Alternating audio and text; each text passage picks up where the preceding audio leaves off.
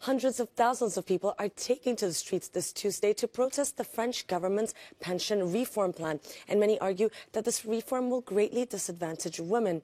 And even French President Emmanuel Macron's cabinet seems to agree with this statement. Frank Riester, who's the Minister of Parliamentary Relations, even admitted that women will be penalized by the increase of the retirement age from 62 to 64. And this has caused quite a bit of uproar, with many slamming the bill as unfair, especially towards women.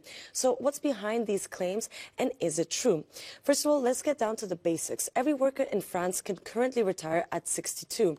This age will be gradually increased to 64 with Macron's pension reform plan. But that doesn't mean that if you retire at 64 that you will receive your full rate pension.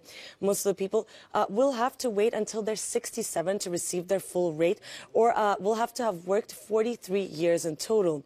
Women are currently disadvantaged because they tend to retire later than men, and they also have lower pensions, approximately 40% less than men in France.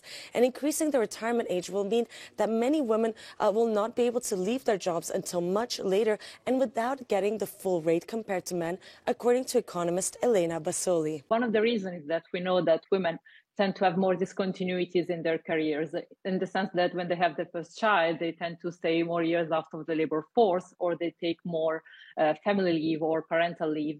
And so for them, staying even 2 more years in the labor market, so if the retirement age increase of up to 2 more years, and also having to have more years of contribution, up to 43 years, as we know, the new rule will be, it will be very hard at the end of their careers. That means that women, for example, born in 1972 will have to work 9 additional months compared to only 5 months for men born the same year.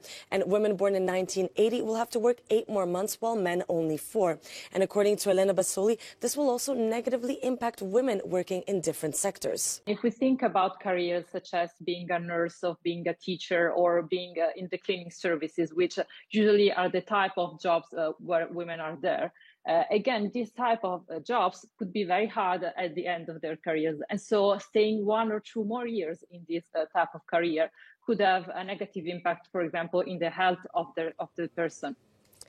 Emmanuel Macron's government has hailed this pension reform plan as fair and necessary. But according to experts that we've talked to here in the Cube, they've said that raising the retirement age will only increase inequalities.